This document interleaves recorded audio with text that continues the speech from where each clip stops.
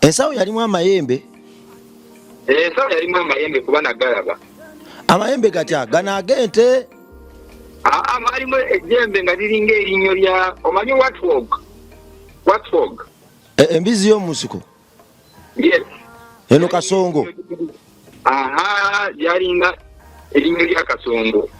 Nga likoze mu fomu ya ejjembe.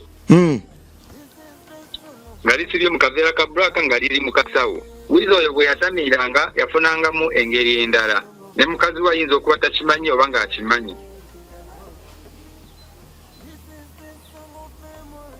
Yafunangamu engeri endala ey'okwegwanyiza abasajja banne.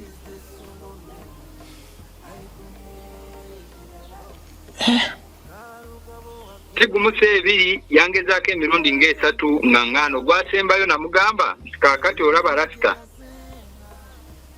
nti ngenda kugamba buli omu. Baleetako omusawo omuganda awo. Omusawo omuganda bagamba ebyo ebiku biranga lumbe. Wajjukira redio abadde ajangawo ku Good Life ne kooti waliwo ne kooti ezatambula zokka biwanvu. Omusawo omuganda yabagamba mu bino ebiku si biku bino ebya bulijjo kikola biri mu kisengeto. Ne bwe nkugamba nti waliwo ekkooti ng'etambula ojja kundabanga mulalu. Ojja gamba gwe Sami watandise obuvaako kyokka nze bwera sinywa mwenge sirina kyenkozesa nenjaga siginywa. Ekkooti ng'emera amagulu n'etambula ng'omuntu. Teyamera amagulu wabula ekkooti yayimirira bulungi bweti era okugenda okugijjawo ekkooti twasooka kuleeta musawo omuganda bamugyeyo sayidi zeegaba.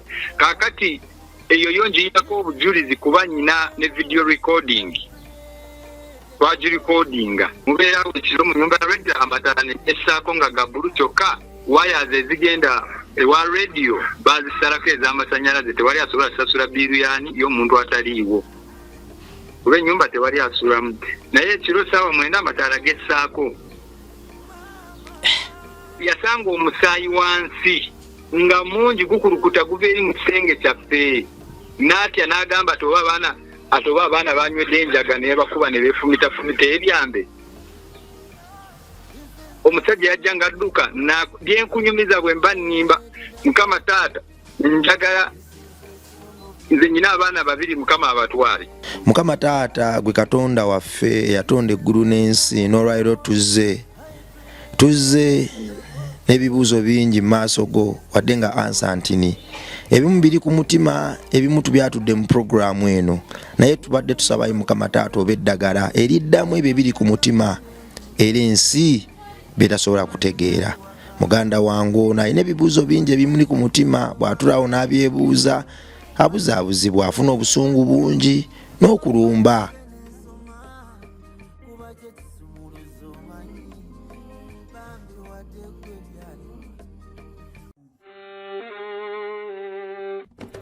Sebo, nyabo, mwana wa Katonda wenna ali eyo. Eno yera Bongo Charity Foundation. Tukola art for charity. Nga tuyita mu bitone ebyenjawulo omuli okusiiga n'okukuba ebifaananyi, okutonaatona ebisenge ne art. Nga jjayo endabika y'ekifo. Tukwaniriza n'essanyu kasitoma waffe oyagala kugula art waffe oba oyagala gwe mwennyini tukusiige mu bifaananyi. Olina omwagalwa awo oyagala kumutonera kirabo nga kuliko ekifaananyi kye. Tutuukirire wano ku Bongo Charity Foundation. Buli lw'otuwagira ng'otuwa omulimu oba ng'otugulako ati waffe mwe tufuna obuyambi obulabirira n'okusomesa abaana abato okuva ku streets ez'enjawulo abataliiko alabirira. Bire ku namba y'essimu noti 7 noti 346 Le Bongo Charity Foundation tukola art for charity. Come paint your legacy with us.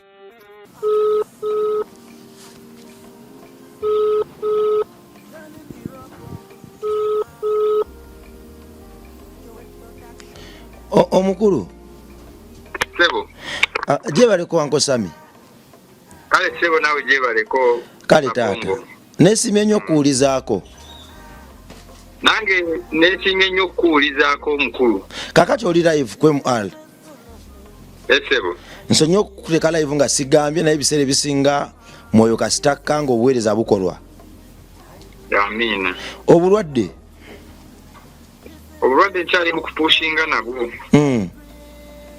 Nkyalina gye bayita sepsis kati ekyali mu kungoya ekiwundu kye eky'okulubuto kigenda kiwonaawona mpola mpola. Kati kati ekinsumbuwa ye sepsis wamu nali nafuna ne blood clots mu lubuto kati bye mu kunsumbuwa byokka naye nsuubira nja kutereera wakuba nkyetaaga obuyambi ne medication. Sami, sepsis kyeki? Sepsis abasawo baŋŋamba sepsis ebeera infection ya musaayi. Kati okufuna sepsis eyo yava wano we baali bansaze nga ku kundi saasobola kufuna medication yali emala because of money kuba nagendanga ewaawizo abo abampusaako obuzibu kubasaba sente nga tebampa sente. Sijja kugamba nti tebampaako sente, basooka okumpaako sente mu kusooka naye bwe baamala wizo yali ankwasiza mukazi we n'agamba taa kati n'abeewammwe bagende bakujjanjabeko. Kati awo bwe twatabukira awo ate nga nze nali ndi nga ntandise okuleeta passes wano we baali bakola sajjale ku lubuto. Okuleeta passes kyali kitegeeza nti nali nfunye infection. Kati infection yayitirawo gye nafuna ey'omu musaayi. Sami, tudeko emabega obutakanya bwava waggwe wakati wo ne Wizo kuba ndaba mwali ba Luganda sina ba mukwano, kiki ekyavaako ate Wizo okufumita? Yakufumita ki? Wizo yapumisa nako kibola abantu fast nasooka bagamba nti kyali kiso kuba nako zibeera ng'ebyambe bazza mupala. Kati Wizo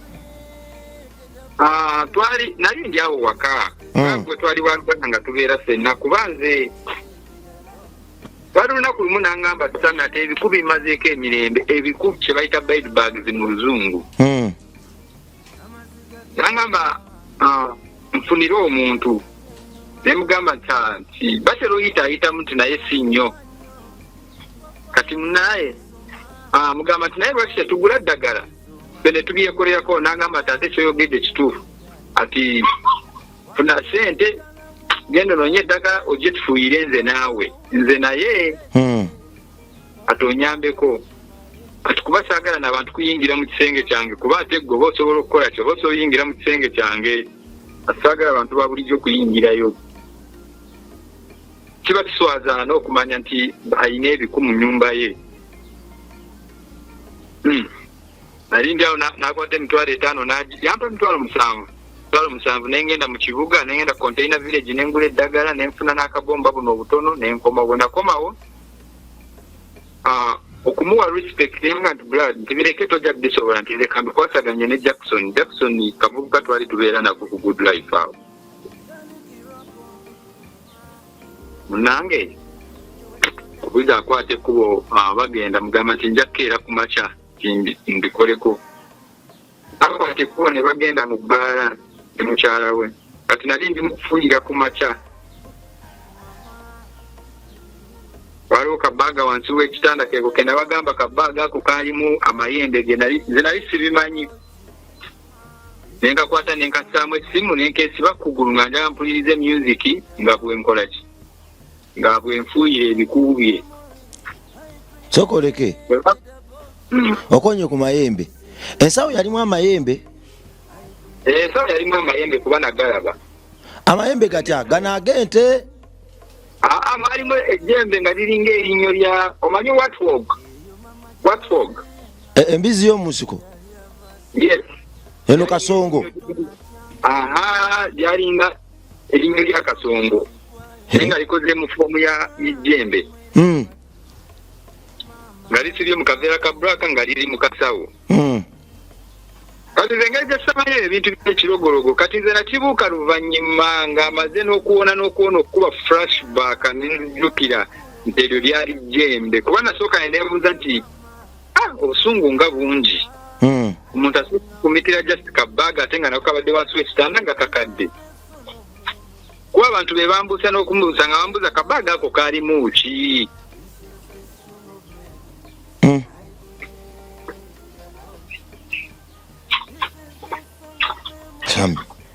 Oba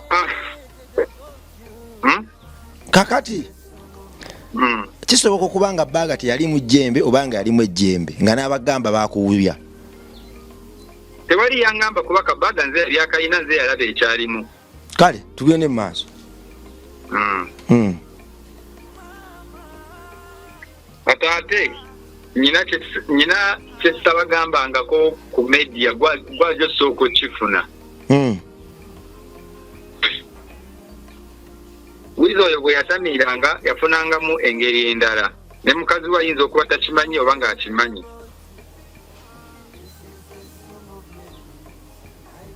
Yafunangamu engeri endala ey'okwegwanyiza abasajja banne.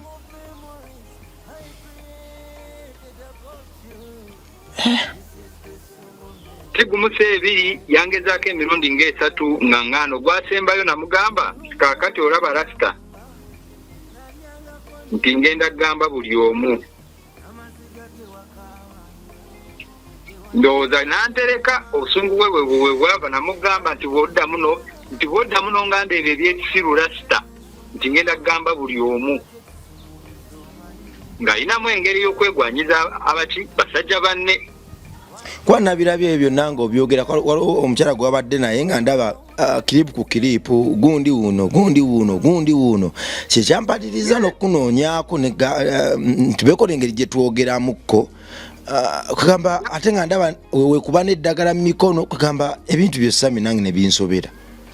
Yankwatako ko nanseducinga nze nga ndowooza nti oba kiki nga ndowooza bambirwako ng'ebyo ebintu atera kubikola nga batera kulwana ne mukazi we. Ofuna bulungi omukazi batera okulwana buli lunaku wakaawo. Omukazi atera mucyankananya ne balwana naye nga mukazi we lwavaawo bw'ati nga yeekaabya amaziga ajja afukamira akola biki bw'obeerawo ng'atandika okukukwata bw'ati nga mu kiwato n'akukwata n'akulaga obulumi mukazi we takyamuwaako manya nagenda okulaba nga mbeera ndaba kibeera too much. Paka weyantukira ku nsonga ne mugamba rasita maze naawe emyaka mingi bati nyina bye sitakola si mu bubi.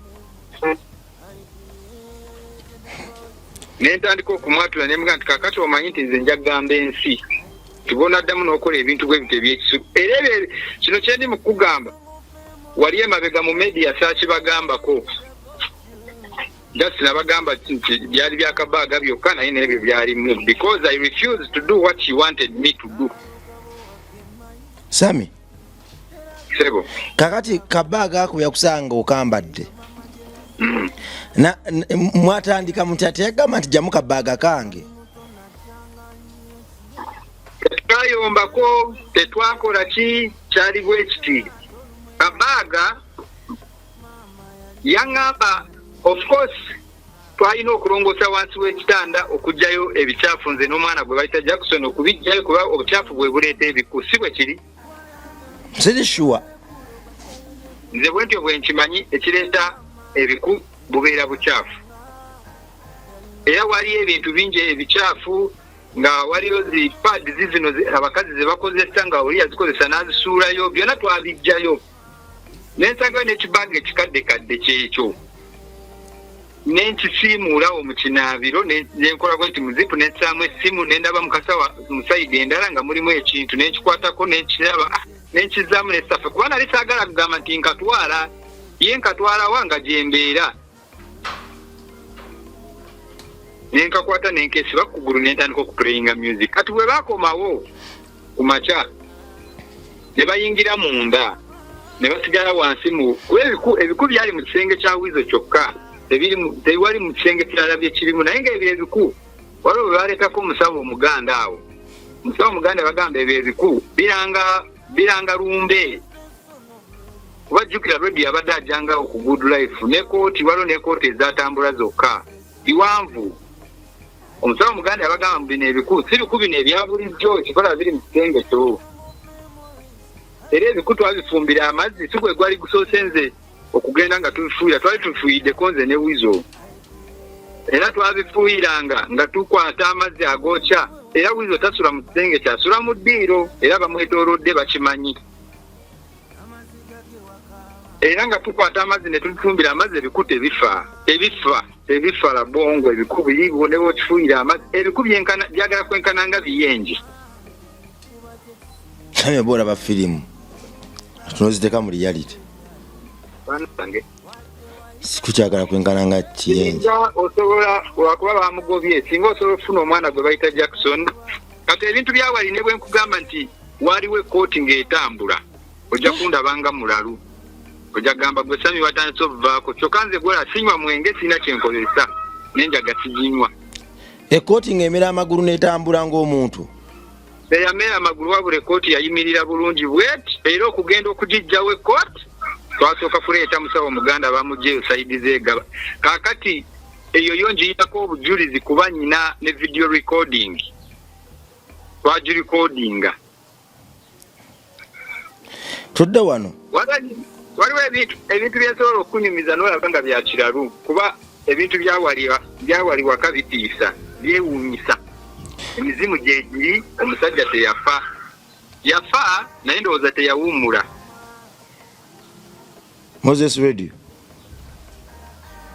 Mubeerawo ekiro mu nyumba ya radio amatala ne essaako nga ga bbulu kyokka wires ezigenda ewa radio bazisalako ez'amasannyalaze tewali asobola kusasula biiru yaani y'omuntu ataliiwo. Kuba ennyumba tewali asulamu. Naye ekiro ssaawa 9 amataala gessaako. Sami. Bali twebase mu kisenge nze lumu eno mu studio n'akaana abakayita Jackson akakali kanzijanjaba kaliyo nga banfumita. Wizo yakeera ku makya zaali saawa twebaka nnyo kwolwo zaali saawa nga 2. Najja waggulu upstairs gye twali twebase neke ey'amaanyi. Yajja wa? Yajja eri gye tusula ffe ba boys. Kisenge kyaffe. N'akuba teki oluggi yatuyita nga tetuwulira. Kumbe okukola ebyo byonna yasanga omusaayi wansi nga mungi gukulukuta guva eri mu kisenge kyaffe.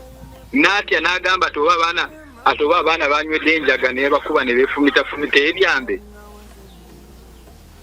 Omusajja yajja nga adduka byenkunyumiza bwe mba nnimba Mukama taata njagala nze nyina abaana 2 Mukama abatwale bwe mba nnimba. Wizo yajja n'akuba oluggi naye ng'omusaayi gwali guva wano wennyini oluggi lwaffe we lutandikira nga guva from nowhere omusaayi nga gulaga wano wennyini ku luggi lwaffe we baasalidde kuba ogwo omusaayi gulaga gwali basaze oba nga nte kuba n'embuzi terina musaayi mungi bwe gutyo sigwa nkoko wabula ng'ente. Ate omusaayi gwali guli fresh nga gukulukuta paka eri wansi downstairs. Era ye yalowooza ti abaana bange babase oba beefumisefumise n'atuyita ffe nga tetuwulira kumbi ffe nga twebase n'omusaayi twali tetubimanyi. Oba Sami waliwo yali akunywera enjaga awo n'ekkuba n'otaliko okulaba omusaayi. Omusaayi n'ogulikodinga ngulina mu ssimu. Sami tuganye enjaga eri naye ate nabirikodinga byenkugamba mba njagala mbikuteereko ne ku simu ku WhatsApp obirabeko munaawe. Bitiisa Sami. Kakati Sami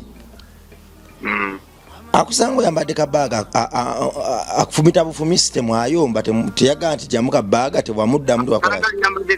Ansanga anyambadde kabaaga nali ndi mukukirira downstairs okubabongako kuba bali bava out.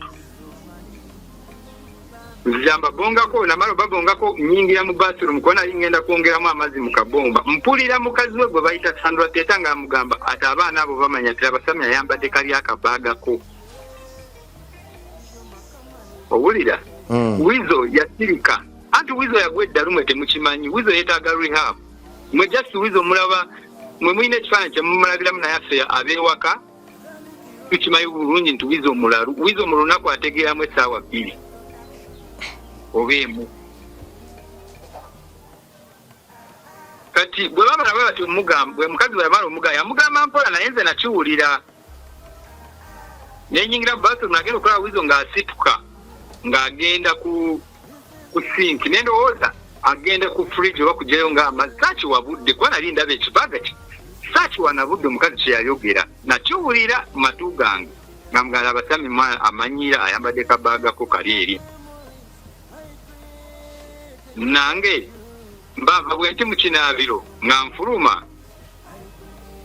kuba n'ekyo kyeyanfumita saakiraba kuba yali akoze bwati emikono nga giri mabega nga alinga akola bwati ayitewo nange nze nfulume yayitewo ayingire mu kinaabiro ekyo nasemba okuwulira ebyambe mu lubuto nenzigwamu omukawu wenyini we nagwira wansi eyaliwo nga banfumita waliwo abantu bano wammanga waliwo omukazi we waliwo kitabanyi kye ekitoba kiyita Josefu kyalaba era n'ekintu ekyo omwana kirowooza kyamutraumatizing era abeera akyogera kuba abaana baali banjagala yagamba buli bwabeera agamba Daddy, why did you stab Sammy?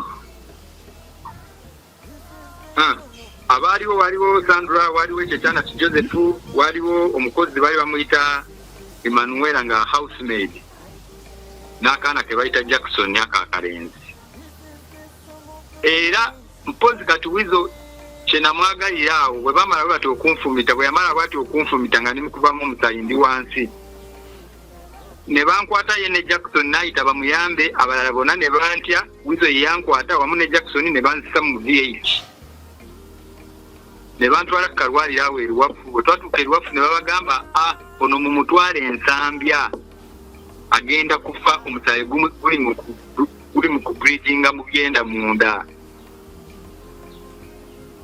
ne first aid gye bampa bankuba bubi nawulira nga bajoga mbu yali Dynapa injection ndowooza pain killer naye nga ebyo byonna nali sibiwulira era omuntu woba ogenda kufa obeera owulira buli kimu naye nga tosobola kwogera kuba ebyo byonna nali mpulira naye nga sikyogera siwulira wizo nansisa ku boda yatuuza ku boda ye kennyini nansisa mu makati ne Jackson n'alinnya boda endala emmotoka ne bagyekaawo eriwafu bino byenjogera tusobola okugenda ku ground ne tugenda waliwo supermarket eri opposite n'eri eddwaliro baatulaba nansisa ku boda nantwala paka ensambya bwe twatuuka ensambya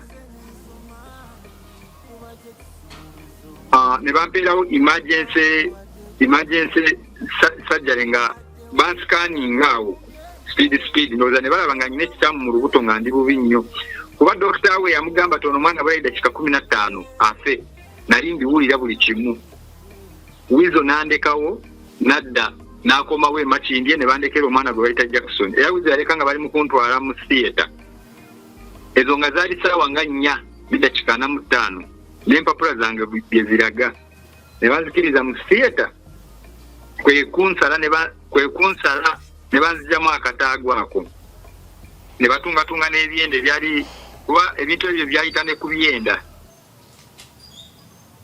ne banzigyamu ako akataago naye bwe bakajjamu tebasooka kuŋŋambirawo abasawo ndowooza wizo yali atidde era ne mu mpapula baali bawandiiseeko mbu I had trauma on my abdomen omanya biki caused by RTA. RTA kitegeeza road traffic accident. Bawandikako caused by blunt trauma. Blunt trauma kitegeeza oba tewafumitibwa oba ofunye accident nga tofumitibwa. Kati ndowooza Dr. Iche yabagamba wizo bambi nga atidde musajja wange. Kati muwandiike ekyo. Kuba basooka mubuuza amazima n'abagamba amazima. Kati ye mu kuwandiika n'abagamba ebyokuwandiika. Kakati Sami kubanga kakati nze bwe ntunulira story eno ndaba ngejjuddemu obusungu bungi kale obulumi bubaawo ne waliwo ogamba nti kino kyajja tuyenge kikivaamu. First of all twebaza Mukama olw'obulamu bwo era tumwebaza olw'omukisa gwakwongedde kuba bannaffe bangi bakolebwako ekikolwa ekyo ate ne bayitirayo buyitizi ne bafa naye gwe okyali mulamu osanga Katonda waliwo ensonga lwaki akyakkuumye.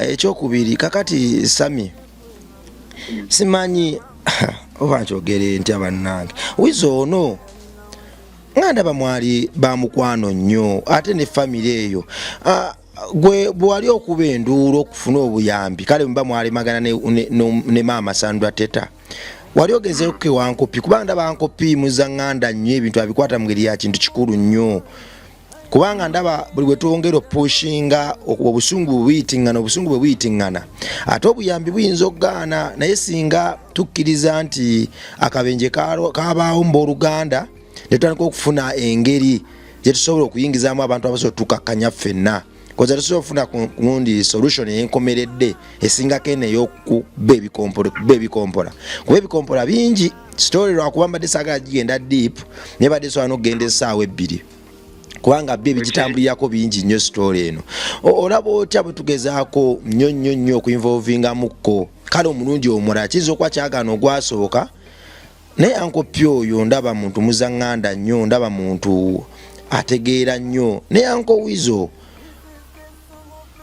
okwongera okunyiga tulabe nga tufuna nsaawa zino wendi kyendowooza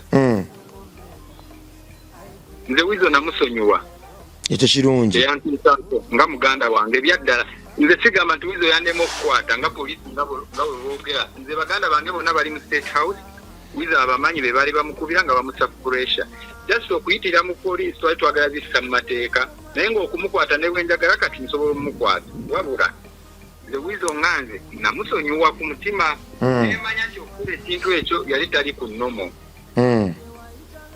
ate bakimukozesa kuba Wizo oyo golaba takyategeera bulungi bamulogaloga ye takimanyi faabe balifa abakiraba nze namusonyiwa nga muganda wange kaakati Uncle P goli mukungamba Uncle P twayogerako Uncle P kenyini yankubira essimu ekimunkubisa essimu kiri kitya maama wa Wizo yali ampaayo obuyambi bali nga tulemeganya okukwatagana ng'ampaayo obuyambi ne sente za vaccines ezimu yali azimpa bambi kati nga sente ezo n'ekyokulya kubanza emmere gyendya si eno eya bulijjo engeri gye banzigyamu akataago waliwo emmere gye bampa specifically gye nyina okulya for like one year kubanza abasajja baali bampadde 2 years okufa kimenyawo mu linnya lya Yesu kijja kuba kati Uncle P okugenda okunkubira essimu kyava kuno maama waabwe yalwala naye bamukola sajjale ku mutima era oyo omukazi muwa nnyo respect mukyala Mayanja yambeererawo mu bulwadde bwange tala wakisa bambi oyo mwagala nnyo yabinkolera kati bwe yalwala nensigala nga naye tosobola saba mulwadde sente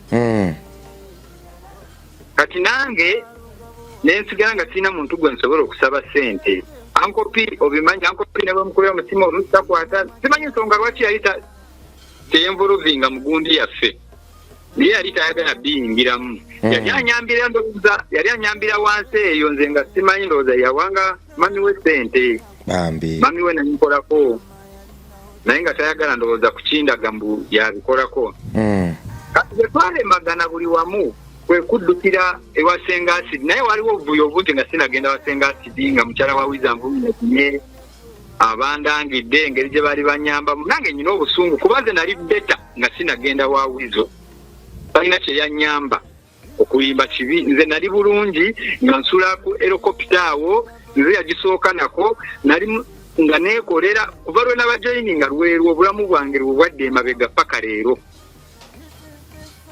okitegeera kati bwe baŋŋamba ebintu bwe bityo byali binnuma n'okunnuma mukazi nga bannangira ne Wizo kenyina nangira tulemagana okukwatagana neŋŋende ewa Sengasidi kuba nali neetaaga vaccine nga nfunye ekirwadde kye bayita sepsis oba ogenda kufa infection y'omusaayi mbi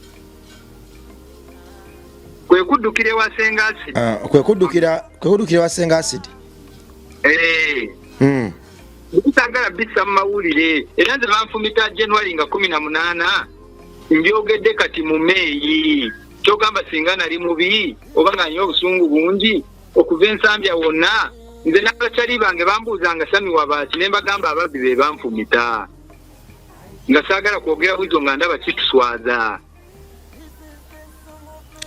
ebyo bya Wizo okuba ebikopo mbyogedde kati mu Meeyi nga tulemaganya okukwatagana kakati tubadde wano ku Uncle P ndaba nga Uncle P tatera kulemagana tatera kulema abantu be ankubulire Uncle P agenda ankubira essimu ambuuza Sami kiki kyoyagala amazima ati kati kiki ne mugamba Uncle P sina sente za kulya, sina sente za kwejjanjaba. Nangamba bangamba balina dokita, nengamba asagala dokita waabwe okukiisa mu bufunze, nali saagala dokita waabwe.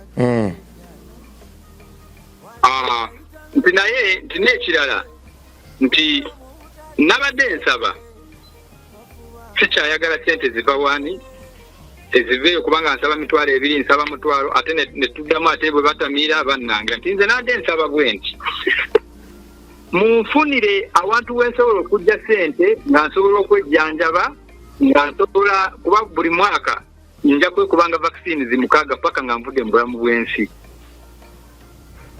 Ekyo kyowe ekiri automatically nyina okwekuba vaccine zimukaaga paka wendiviira mu bulamu bw'ensi eno. Kuba banzijjamu akatango sirina abasirikale ba mubiri nyina okuzeekuba kyo kyatteeka.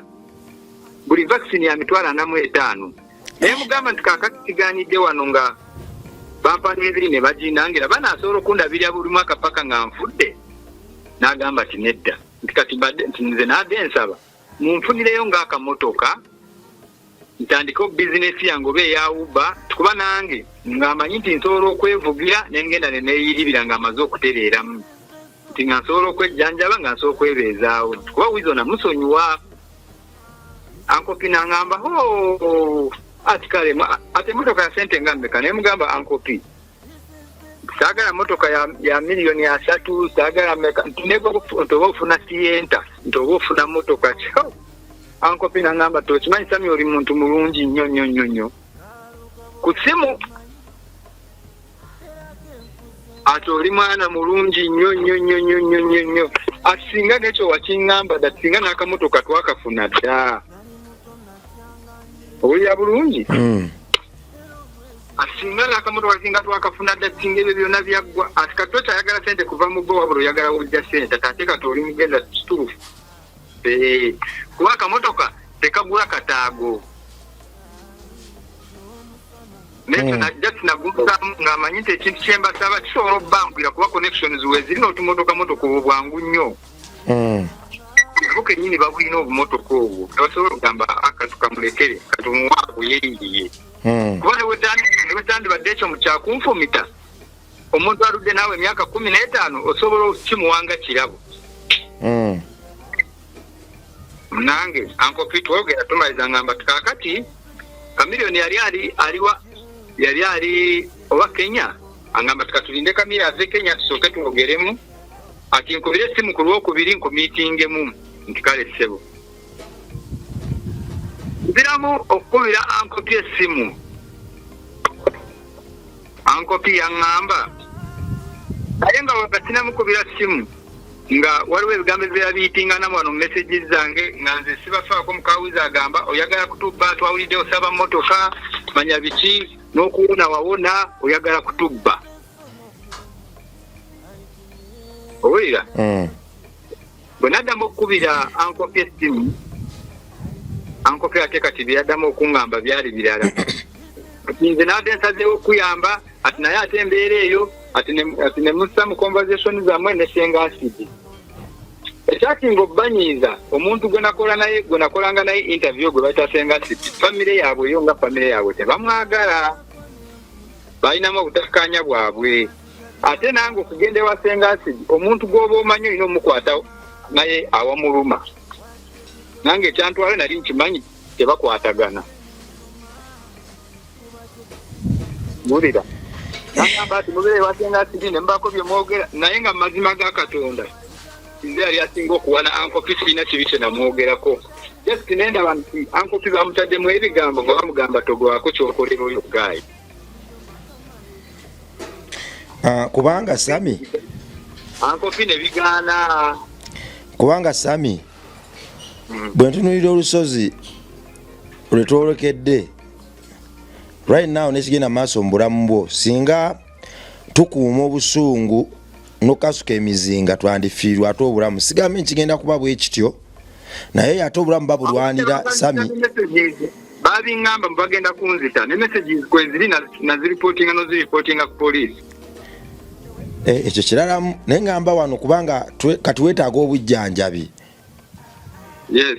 wetaaga obujjanjabi wetaaga obulamu kachema oba Katonda alina tusaasira busaasisi ne tufuna abantu abatabaganya abapya kubanga ekyakamotoka ekyo okufuna business idea teyali mbi naye ate ankopi oba mwamuddanko ne senga asidi ne mumujerega naye naawulira ennaku nze mu conversation zange ze nayogerangamu ne senga asidi sasaamu Kamiliyoni, sasaamu Palaso, sasaamu maama wa Kamili, sasaamu taata waabwe kuba byali tebibakwatako wakubanga wizo n'omukyala yekka be balina obu anti problem eriwo Sami kati ebiseera bisinga nze bw'okuba muganda wange naye kisobola okuntwalira mubanga akuba nze wanza okuba wava problem naye kati ekyo kireme kubaga ekyo kireme kikola kyesibako nnyo kati tukoze tutya kubanga nze ndaba omuntu yekka asobola okuba nnyuto mu nsonga ezo kubanga Uncle Kamiliyoni yayinza okuba bize naye omuntu gwe muli mu age bracket yemu gwe musobola okumakinga ideas ne zimakinga ndabanga Uncle Palaso ate ndabanga Palaso atatera kulemererwa naye Uncle Palaso bamufiidinga nnyo naye yancha wakati andabanga omubi nkitegeera naye ebiseera ebisinga ekigambo kimu kisobola okumenyawo ebibadde byogerwa byonna ayinza okuba naye okunyiga yanyiganga omuntu ng'okuwanda kuyitirire kubanga information yetiisa lwakuba naye sibadde segana gigendamu nnyo deep kyova nkujjayo mangu ne tuddown ku bulwadde information yetiisa naye ebiseera bisinga ekigambo kimu n'okusaba kumwe essaala emu esobola okutowolola emitima gy'abo ababadde bajjudde obuyinike n'obukyayi kakati tusala amagezi tulabe engeri gye tukomyawo Uncle ku board n'obusungu obwo bukomya kubanga nze sikunenya ebyo byonna byogera era omuntu akunenya yo atakiyitamu naye waliwo ogambira nti kakati ekiseera kyekino okuyamba muganda waffe okuwona obusungu bw'ebikolwa n'endowooza tufune engeri obulamu gye bugenda otambula emyaka 8 kubanga okyali mwana muto okyalina okuba ku nsi emyaka nga 8 kakati emyaka egyo 8 emyaka egyo 8 gye tulina okulowooleza kati tubaddewo tutya so kyemadde nteesa tufune ground engeri gye tusobola okuinvolvingamu abantu abasobola okutuyamba okukakanya obusungu bwa Uncle Wizo ne tukwataganaawo kubanga kiwasaba si kinene twaliwo n'omumotoka ebe miliyoni 8 miliyoni 10 12 ng'ate bulungi nga bulungi nnyo miliyoni 15 nga bulungi ngate busobola okuyamba ekyo nakyo nekiggwa naye kakati problem wetunaabanga tukyewereza ebikompola ono yatta ono yasiyaga ono yankuba ecupa ono naakola bwati ndabanga aba ekiwundu ekyo abakiteekamu buli kadde omunnyo kati obuzibu bw'abo abantu nagezaako okubeera polite n'okubeera mukakkamu nze okuva mu January webanfumitira nali mukakkamu bwe manya nze ogenda ovaayo okwekyawa okwogera ebyo ebintu omanyi kubanga oli mulwadde nze Rabongo siina wenkola kitegeera ndi mulwadde noonya engeri gye ntuuka mu ddwaliro obakubira amasimu ate bakuvuma buvumi ate nga be bakutuusaako obuzibu nga siina nadda kulya enjala eno naye okimanyi ereeta obusungu kuluma n'onyiiga n'obulumi bwennyini bwempulira okimanyi nabwo bwongera ku busungu ate ng'okimanyi abantu abo sente bazirina obalaba mu bbaala ekiro babeera bagula zi Hennessy naye gwe weetaaga just mitwalo nga5 esobola okugulira eddagala oba okugulira ekyokulya oba vaccine ya mitwalo nga 4 ng'okiraba sente bazirina ecupa mu bbaala egula mitwalo 8 ng'olabira ddala gwe tebakuliiko baagala ofe nze mukazi wa Wizo yampandikirako message audio aginayangamba ti gwe Sami ati you are none of my problems ati gwe ne bwofa ati tebinkwatako ati singa ofa n'okufa kati ebintu ebyo nange binnuma ate nekyasinga okunyiiza Rabongo eyo embeera yonna gye twayitamu yatwaliramu obulamu bwa maama wange twali ku kitanda ensambya maama wange yali akuze nga nfunye pressure oyo Jackson yakwata akavidiyo ne bakamusindikira maama bwe yamala okulaba eyo vidiyo maama wange yafa n'okumuziika saamuziika n'olunaku olwaleero esigendangayo nti okulinnya bbaasi maama yandibadde kampaayo 10 nga nzijjanjaba essaawa eno yafa yafa ku lwaki yafa ku bintu bya wizo okufumitanze baganda bange bonna bangamba sami twakugana ebintu by'ekiyaye bamba yimbi n'oganda ne maama waffe mwamaze ne mummaliriza nga ye gwamusiza lwakuba yalaba ebintu byo okuna bulungi kati mbeerawo nengatamu n'obusungu bwa maama wange anzaala ate wizo obubeera nakwanika message n'agamba gwe sami toddamu kusaba maama wange sente maama wange alwala pressure agenda kufa kati nabanga abangamba mu nze wange yafa teyali maama wakyali kiki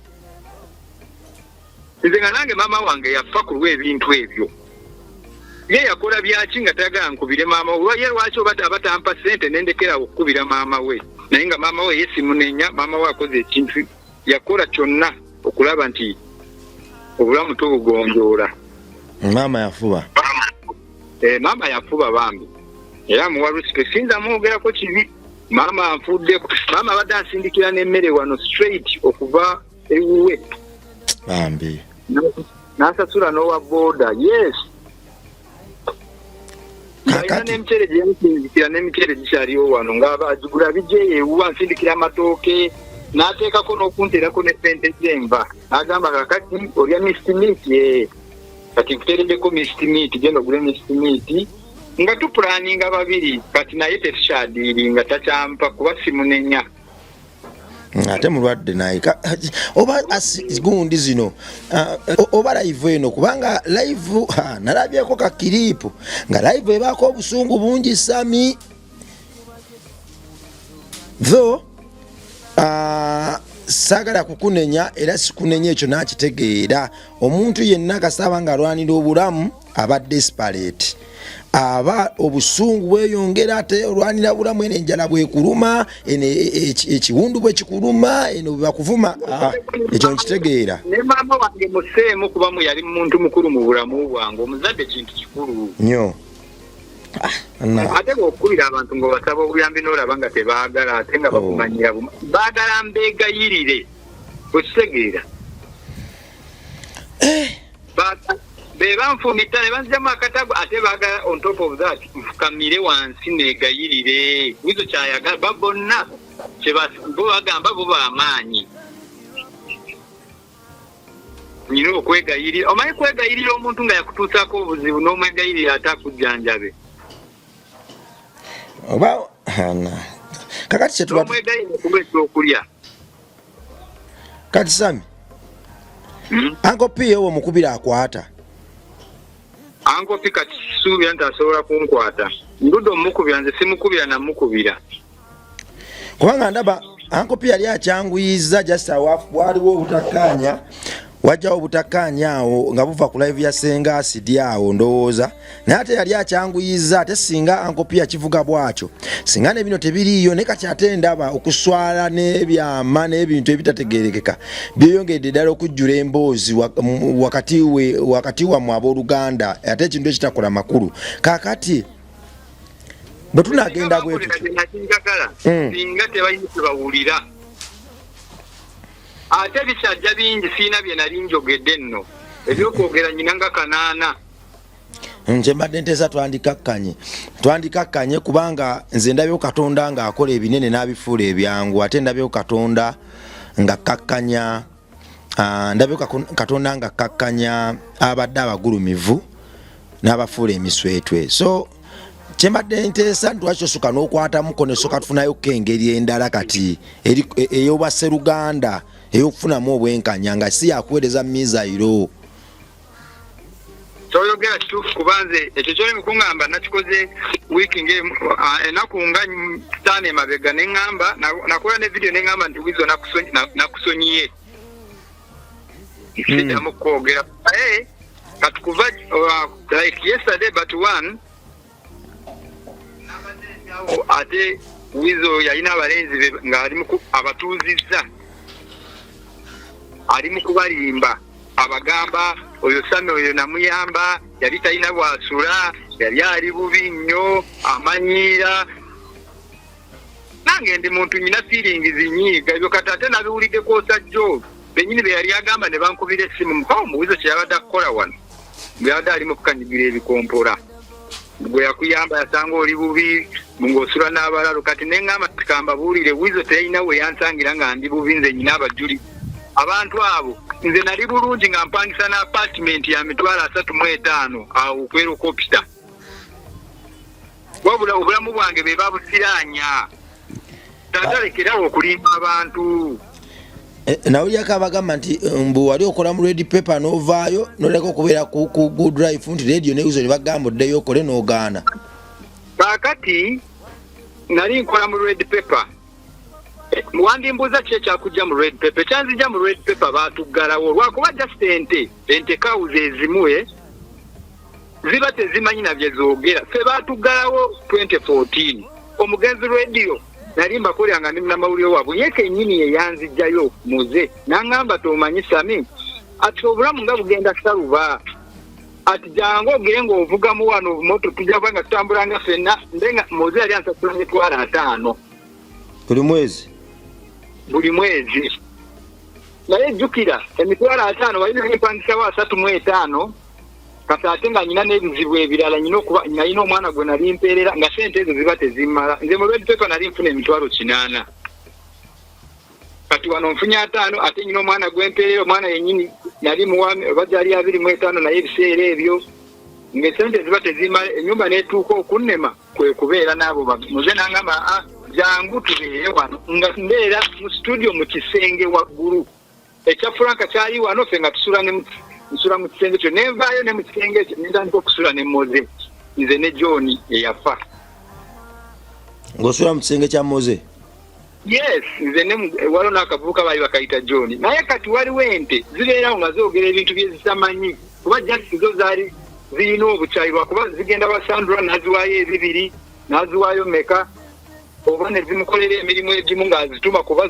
za boda tezirina nakizimanyi nesandika okutonoonera amannya naye nga nze Moze yampa omulimu ku good life gendo bwemba nga byenjogera nga mbeera mbeesibako oba osobola omuntu asobola okwesibako emyaka 15 maama yaba akwesibako atya toga omuntu asobola okujjawo nga tomwagala n'abeerayo wiiki emu n'abeera eyokubiri n'abeera eyokusatu n'ogenda ne mwaka nga tomwagala ekitegeeza naye aba akwetaaga genda onoonyereze waliwo audio zenyina eza Kyaga owulire ebintu byanjogerako n'emirimu gye nali nkolera ekitongole tona bakuziwulirako ku social media okwo ngenda kuziwa ku budde aka kenyini ng'ali mugamba oyo Sami yali mukozi waki wa good life ngenzirina ngenda bikusindikira nga ye kenyini ali mugamba ensi agamba senga asidi emirimu gye nali nkola kakati abo baali bakugamba bo baali bamaneja kusinga Kyaga kakati okujjako senga asidi ne Izit Sanyuka TV kwe nakulaba ndabanga media tawadde nnyo attention nsonga zo kiva kuki obusungu bungi nedda ensonga lwaki nze attention ebaddeko n'abagala kisibani ensonga olaba famire eyo yamayanja famire famire eyo etiika abantu bagitya nze nali ku kitanda nga abantu abamu mbakubira ba Bruno Ke bonna nga batya bagamba tetusobola kwogera kwabo abantu mukulabe bafumita ebyambe leka nze ndi muyimbi ntambula kiro okitegeera TV etateera eyogera amazima okimanyi NBS naye n'abasipaka TV bajja ne bakolako interview bansanga ku kitanda ne bakolako interview bulungi nenjogera bye nayogera tebagipureyinga omanyi lwaki tebabiraga waliyo mukwano gwa Sandra Teta bamuyita Evelyn Mike waliyo n'akanyarwanda akalala akakola ku live wire akakasinyanyi akakazigo ate famire eyo etiika labongo ng'abantu abo twali twafuuka ba Luganda tewali muntu asobola ovaayo n'ayimirira mu kamera n'ayogera nze byenjogera tosobola namalawo nnaku 2 kakati banna kati obulamu bukoze butogenda mu maaso ng'ovudde ku kati just nze kyendowooza kuba kati olwedde mwene emboozi tulinamu abantu ab'omuwendo abadde bategeera embeera babiri tulinamu maama tulinamu ne Uncle P tufune engeri gye tudda ku mmeeza n'emyoyo egyo kubanga nze omwoyo gwa Nkopi nze ebbanga lyonna nnina essuubi mu mutima gwange ndaba nga gwanjawulo nnyo kubanga nze waliwo abavubuka bangi bennyumizaako wano abaze ku interview naye ng'engero zaabwe zonna ezirimu Nkopi mpitirivu obulungi era zizaamu amaanyi ekitenkani ate ne maama badde afubye kati olaba okya bwe tupuulinga wano tuva mu kusongola ennyo ebissi ne tugezaako era obuntu bulamu nga tuyita mu ssaala okusiiba n'okusaba n'obuntu bulamu okwongera okulaba nga tugonza emitima egyo egiganya okugonda abantu batutegeere kyekiri eyo nanga tetunatuukayo nina okusooka nenfuna obujjanjabi oba bwemponaabonamawo obusungu oba busobola okukendeera nina Mukama tuyamba ne tufuna obuyambi nebabaka abantu abatuyamba kati just nsigazaayo gundi emu netaga just vaccine emu ya mitwalo 45 waliwo n'eddwaliro lye baali banzijanjabirako bamanja emitwalo 85 singa nsooka nenfuna obuyambi obwo ndowooza n'obusungu buyinza okukakkana. Waliwo ba YouTube ab'amaanyi abalina brands ez'amaanyi abasobola n'okuyambako kukakkanya obusungu kuba nze ndabye nga abantu bangi abali mu kaseera akazibu koolimu bakavaamu era obulamu ne butandika buto nate ne bumulisa buto. Waliwo Sakozi, waliwo SB4, waliwo Alani Cruz, abantu abo waliwo bakubiddekokko okuyisawoko ku maloboozi go nga gali filtered kuba wali abasenga acid tewali filtered. Gwe nakubirako yali Alani Cruz naye yatya family gwe nkimanyi asobola okukikola ye alinga SB4 yatatya tobamanya abantu batya family eyo oba kugambe ntya kubanga SB4 asobola okwandolinga emboozi eyo mu ngeri ya kisajja kikulu nga teriimu kutyoboola n'ate eddoboozi ne liwulirwa naye kati wano ebiseera bisinga w'obadde oliyisa wabamukko okutyoboola omuntu asobola okunyiiga n'agamba kale kati naye kansibe lo mbadde ngezaako kati okusolovinga kino kati nange engeri gyanvumye kino nange sijja kukola kino n'ate SB4 alina engeri gyakwatamu sitoleze mu ngeri y'ekisajja kikulu olaba nga at least asobola okukakkanyako n'abalansinga side ne tufuna obwenkanya ne Sakozi Nadija Kigozi oyo naye si mubi. Adija naye abadde ankubirako naye wafuna ndetse namuwagunda atera kunkubira bamba ayagala tukole wandi muwadde time Adija Kigozi naye engeri gyakwatamu ebintu bye kwegamba kyetwagala okwewala twagala manyi ebiseera bisinga osobola okugwa mu namawulire oba omuntu alina following naye nga ate akuba nnyo okufootola akuba nnyo ewafootola wakwata ate n'azimbulukusa obusungu naye bw'ogwa ku bantu at least abakakka mu bibuuzo ne mu nkwata y'ebintu basobola otuyambako okuyisaawo information nga tetuvodde ate nga tetusiikudde busungu kubanga kyekakaza kiri kimu sami omuntu yenna kasita abanga mulwadde aba desperate ate omulwadde awona na ddagala kati ebintu bibiri ebyo tubyetaaga naye kati gye tunaakoma nga tufuukuula ekidiba tujja kumaliriza nga ebyennyanja bibulidde mu ttaka naye singa tuleka amazzi nga mateefu buli kyennyanja tuba tulabawo ekiri so simanyi enamba SB4 giyina kubanga nze awo bemmanyi abateematira nti Sakozi omusajja mulungi nnyo teyeematira ate afaayo kulwa abantu abalumwa ne SB4 musajja mulungi teyeematira kati singa tutandikira awo already Adija Kigozi yapikinze interest singa tutandikira awo mpola mu mboozi ey'empola n'okunnyonnyola obulumi nga temuli kuvoola atayagala kuddamu bambi kuvoola kuba kati wizo namutegeera naye siyakola ebyo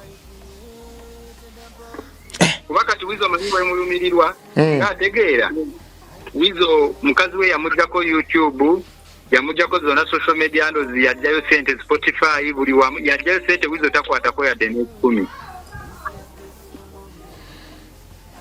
omukazi sente zonna yakumala emyaka nno nze mbadde nabo mbamanyi wizo abeera yala musajja watto omukazi yabeera ne sente yajjayo za YouTube kibala family ya radio tebagiwaayo kuba omukazi yabeera n'akawunti ezo naye singa wizo yali abeera n'akawunti ezo wizo oyo talina mutima mubi singa ne family ya radio singa agiwaayo nze nkimanyi kubanze twogera wizo twali twogera ngabo Oluganda naye naye omulabira ddala bamuziba amaaso taso taina access ya sente bageza nayogera ku YouTube omukazi ng'atabuka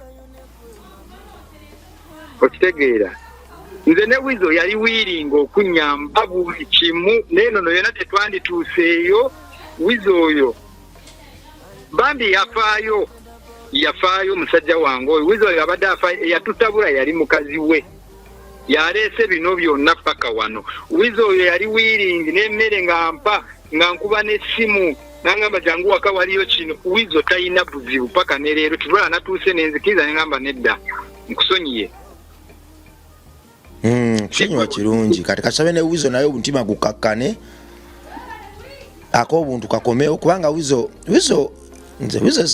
ndabanga naye bambi abaddewo nga talina buzibu ebbanga wizo talina buzibu just omukazi ye problem saagala nkikulimbe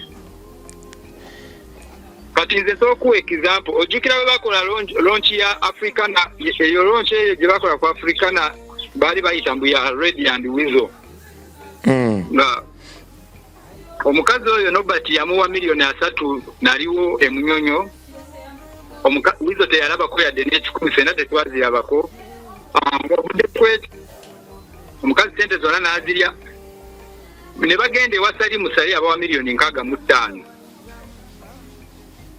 okimanyi family ya radio tebaba wako yadde at least kale banduwadde maama okimanyi ne maama tebamuwanga yadde n'ekikumi naye mu butuufu kale zino tuba tuzivudde okimanyi maama alisatuzidde okubanga afuna ku sente za YouTube ya Radio and Wizo si Wizo yeka yalina ozirya kituufu kakati Sami embozi eyo tugitereka ebe ya lulale eyo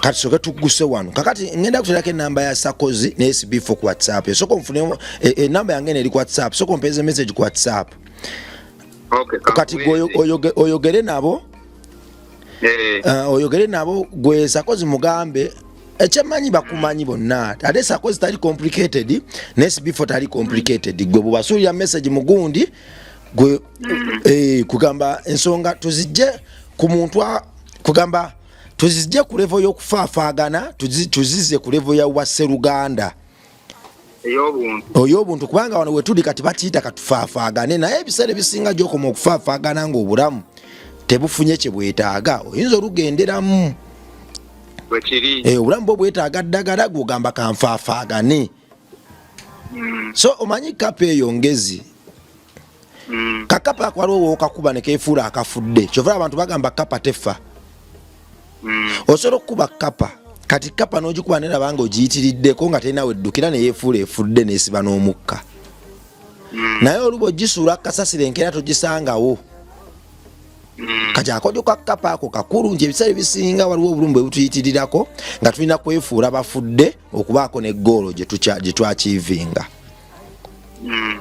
naye nze ndowooza kigenda kuggwa kubanga ate naawe ndaba mbadde sinayogeramuko naawe Sami nga amanyi oli muzibu naye ate naawe ndaba toli muzibu ndaba toli muzibu oli muntu ali understanding ate ne side eri sirabayo nnyo bantu bazibu sirabayo nnyo bantu bazibu ndaba nga ekyanga okusolovinga Mukama atuwa ekisa kakati mbadde nsaba tusabe mukko